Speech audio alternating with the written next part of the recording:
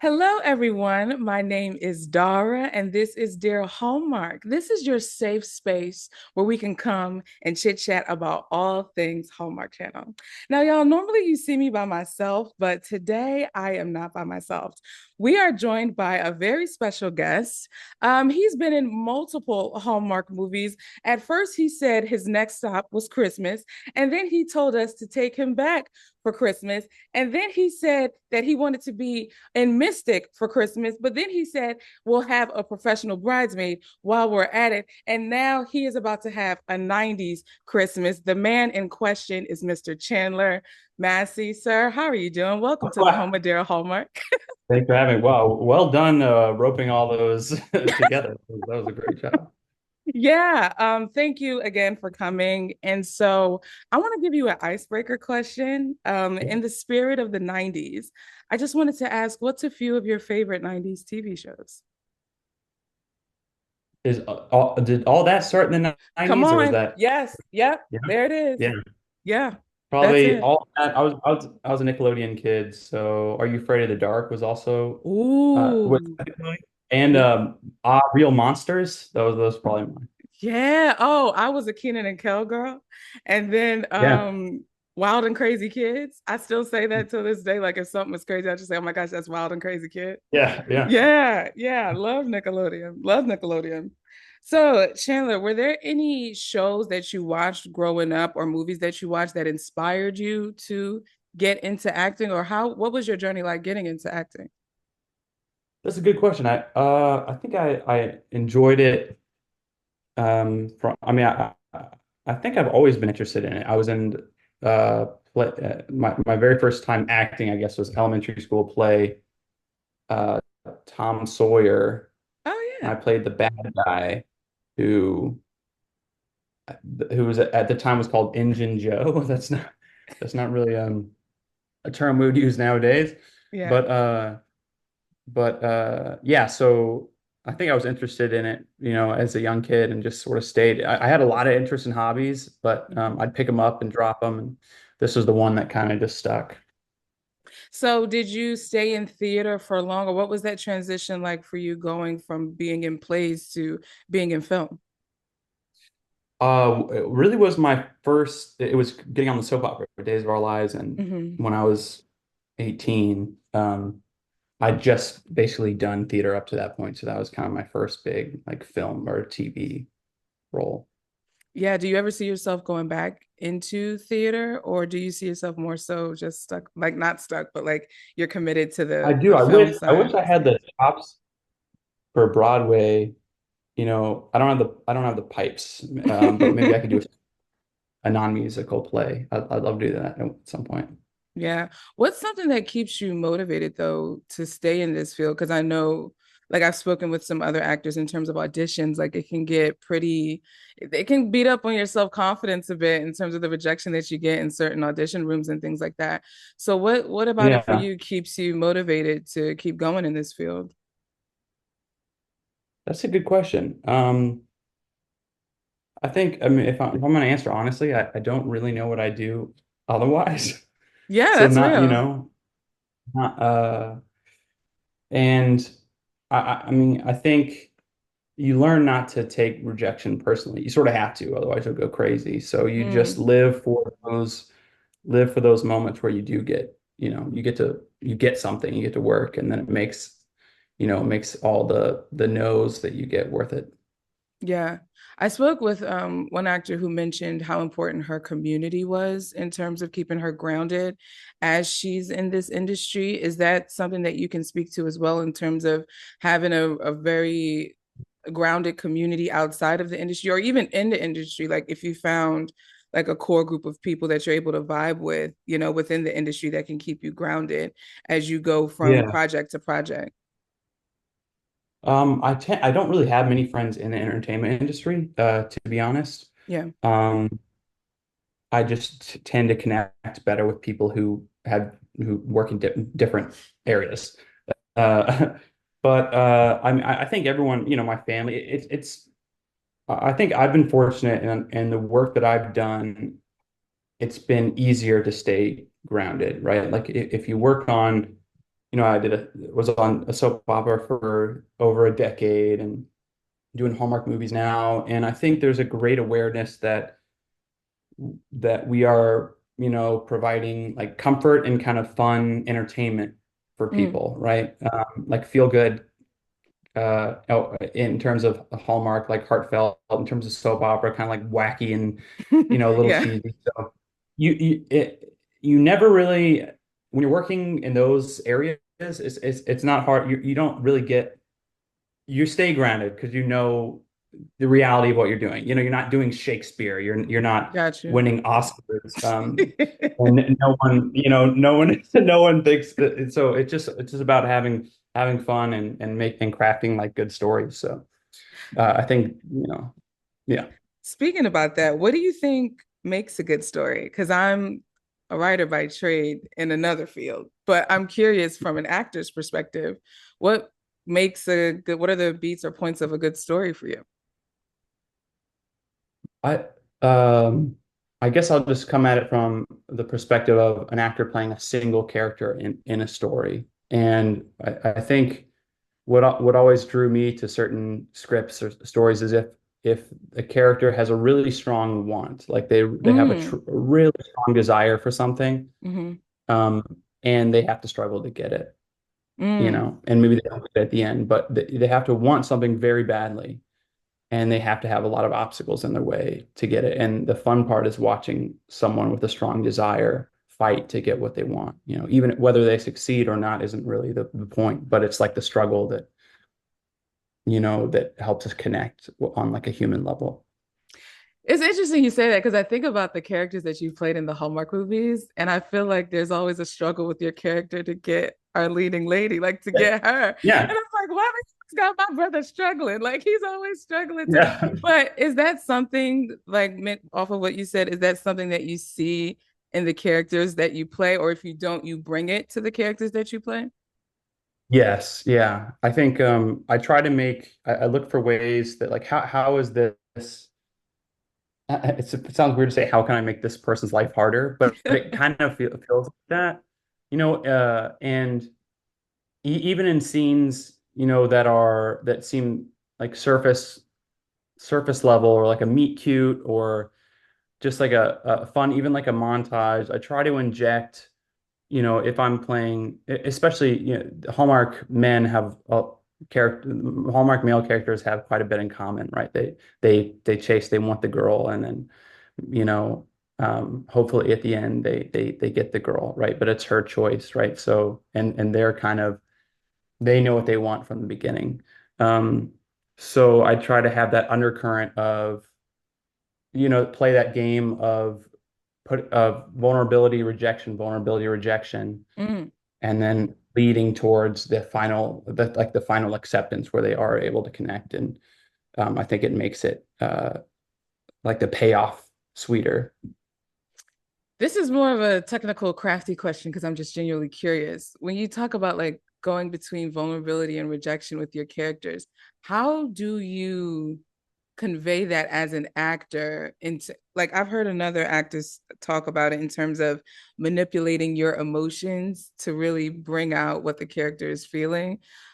Would you agree with that? Like how hard or what is it like for you to daily because I feel like that could take an emotional toll. Do you know what I mean? Like to kind of Yeah. constantly like be in these headspaces of having to go from vulnerability rejection in terms of the character.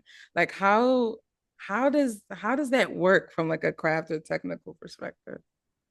Well, I guess there's a lot. I mean, that's where the techniques, all the different, the schools of acting come in, I guess. Yeah. But I've always found what I prefer is I don't like to plan anything. Mm. I like to stay as spontaneous as possible. Obviously, I have my lines memorized. I'm not pulling a Yeah. Marlon Brando and a few cards hidden throughout the set. I don't Yeah. think I'd last very long if I did do that. But I find that for me, I know actors and friends with actors who do a lot of emotional prep before a scene to get into a state.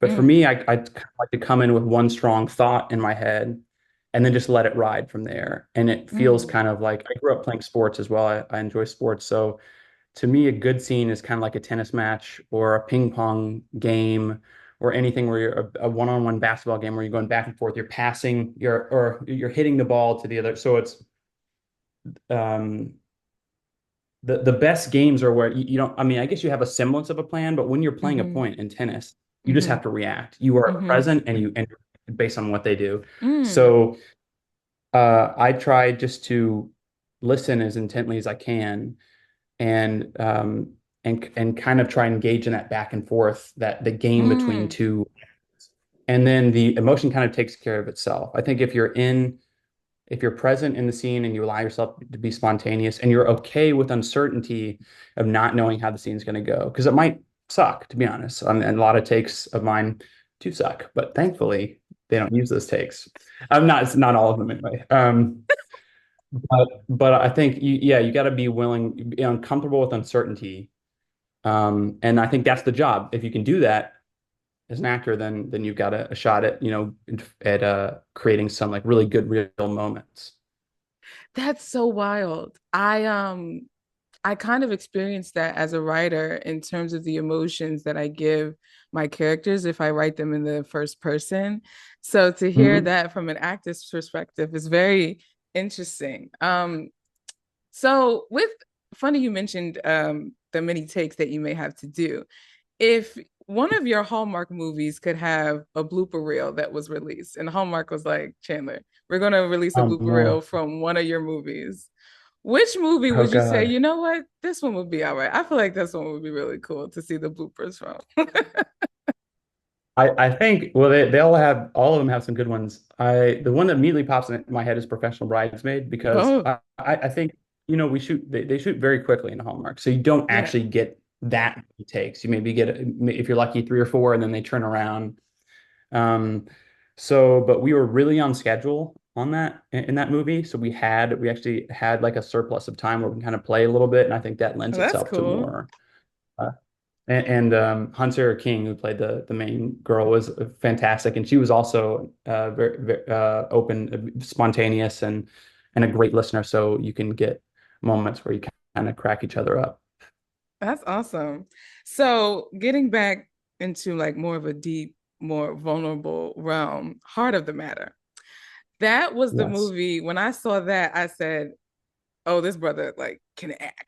Like I didn't because I don't watch Oh, soap operas, so I wasn't aware of your many accolades in the soap realm. Of course, after having seen Heart of the Matter, I looked you up and I was like, well, it makes sense. But like I was blown away by your portrayal of that character for that movie. And it's still to this day one of my favorites of yours. But could you talk a little bit about what it was like for you to play that character in that movie? Like, was that your first time playing someone like that before? yes. Yeah, Wow, definitely. Henry. And Henry. Wow, I was terrified. I was very nervous, but and I was scared all the way up to like the first through the first day of shooting because you do a wow. lot of prep Yeah, and for that scene for that character I really did I had to front load the work, figure out like what I guess it didn't make the final edit, but we the idea was that Henry was someone who actually wasn't necessarily born the way neurodiverse. mm-hmm. He had suffered some brain damage at a young age and then had kind of developed uh, as a result of that. Um, I front loaded the work. So I would walk around and pace around my condo. Like, well, what does he walk like? How Mm. does he make tea? How does Henry buy groceries? How does how and just kind of getting into the body and really experimenting.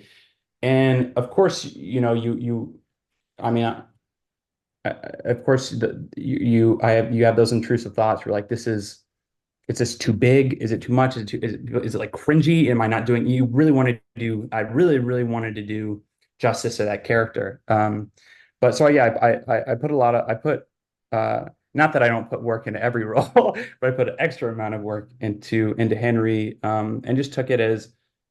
I mean, I don't know if I'll ever get an opportunity to play a character like that ever again. So like I don't Mm. have any regrets as to like my prep or how I, the amount of like heart and life energy I put into the character. Woo! When I tell you that by like to this day, one of my favorite, not one of my favorite Thank character you. you've ever played. Literally, that was oh gosh, that movie was so, so good. You and Amy Teagarden together, my goodness. That was just fantastic.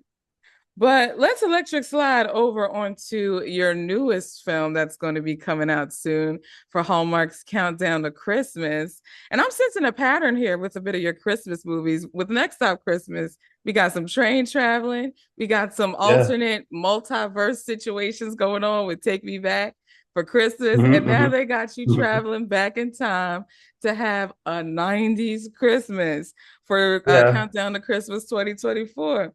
So at this point in time, we haven't seen any trailers, any sneak peeks, or anything. So can you tell the listeners a little bit about the movie and what we can expect?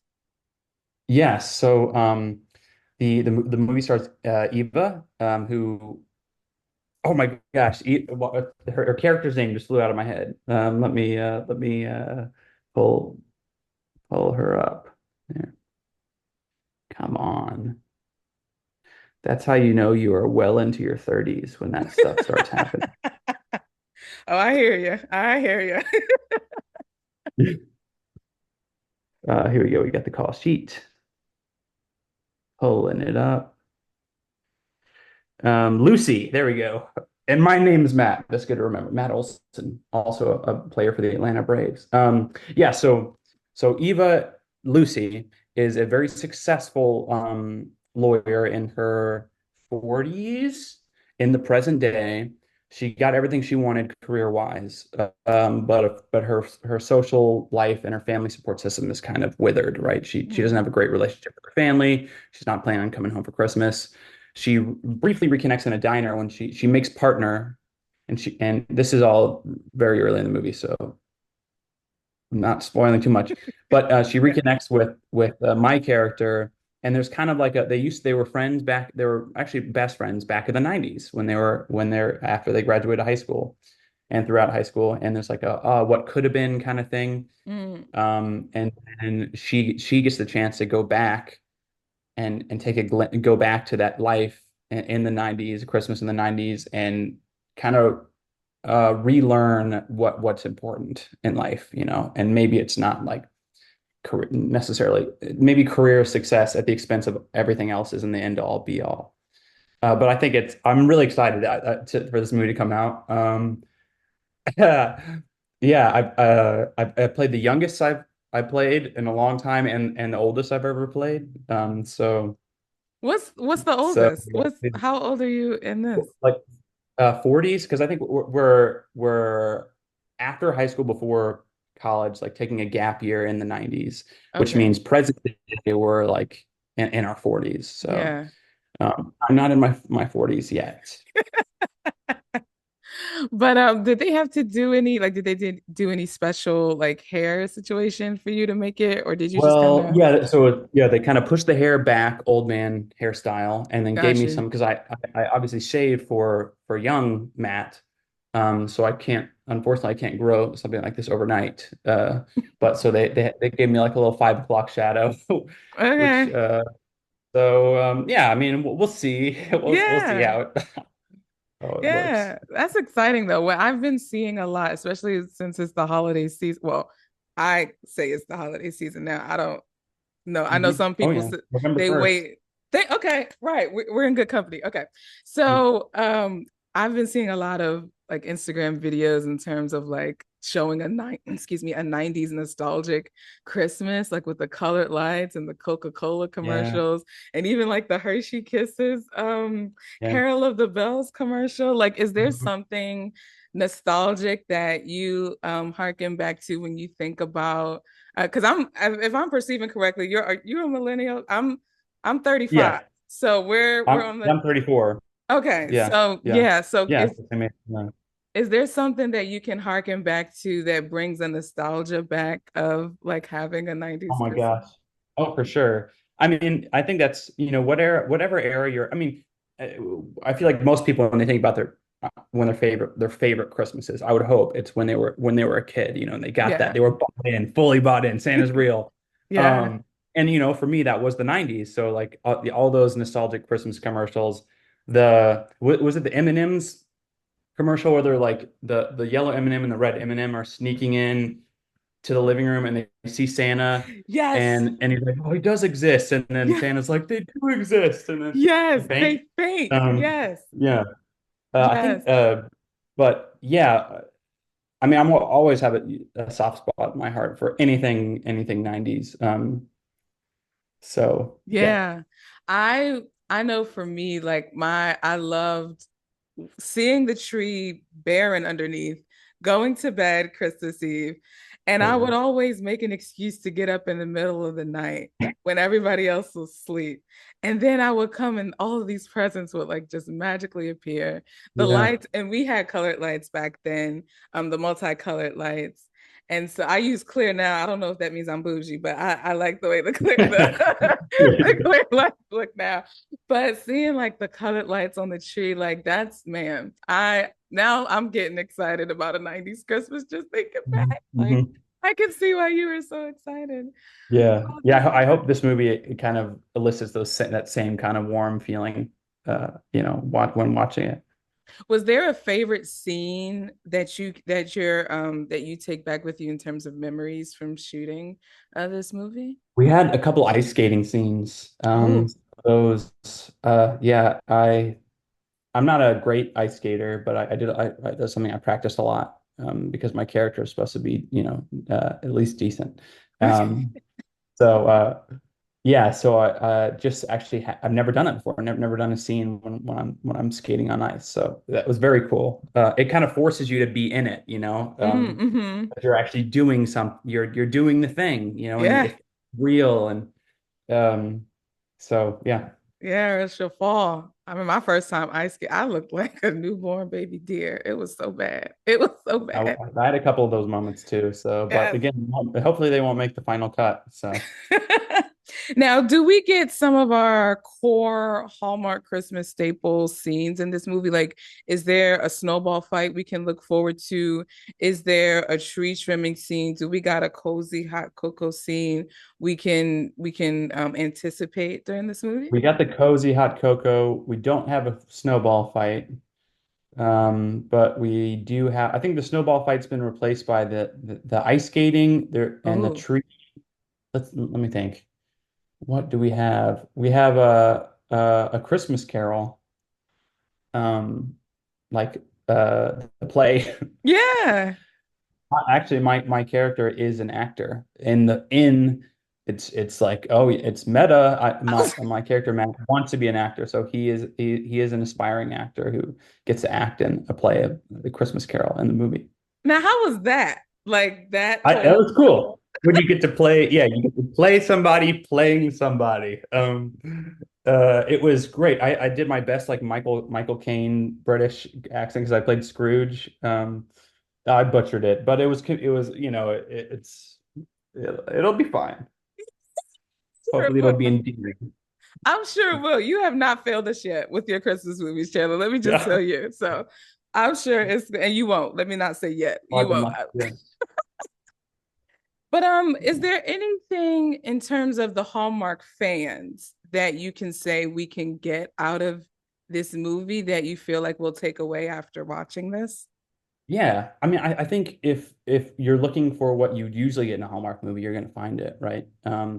You're gonna get the touching love story, the funny moments, the friendship, the focus on family and building real connection and leaning on the people that love you, letting them lean on you. But you also get kind of like the new twist of like you also get that little dose of nostalgia from the Mm-hmm. 90s. Mm-hmm. And you get that little sci-fi element. I think it kind of hits all the beats, uh so I, if you like Hallmark movies, I mean, I imagine this one will also, scratch the itch.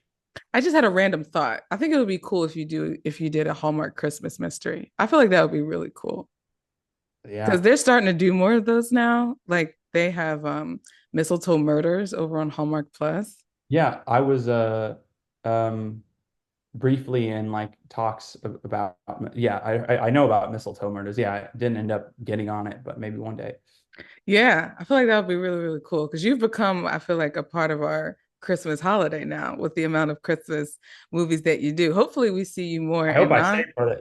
Yeah. I mean, you're in the roster now. I feel like you're in the rotation, but I also would love to see you in non-Christmas movies as well. Because even Professional Bridesmaid, that was a hoot and a holler. Because Yeah. people like watching you trying to play this, like you, if we could just take an aside for a second, but like to me, it was like you were playing this like and you wanting to be this investigative journalist, but like they're putting you on this puff piece of having to Yeah. cover, I think it was like the Yeah. mayor's daughter's wedding Right. or something Yeah. like that. And you're just like, ah, Mhm. come on, like give me something to work with here. But then you end up meeting Hunter King's character, which was, Right. and y'all have really good chemistry on that movie. What is it like for you to develop chemistry with your female, like with your leading ladies, given you don't have like, long shoot times? What is that like?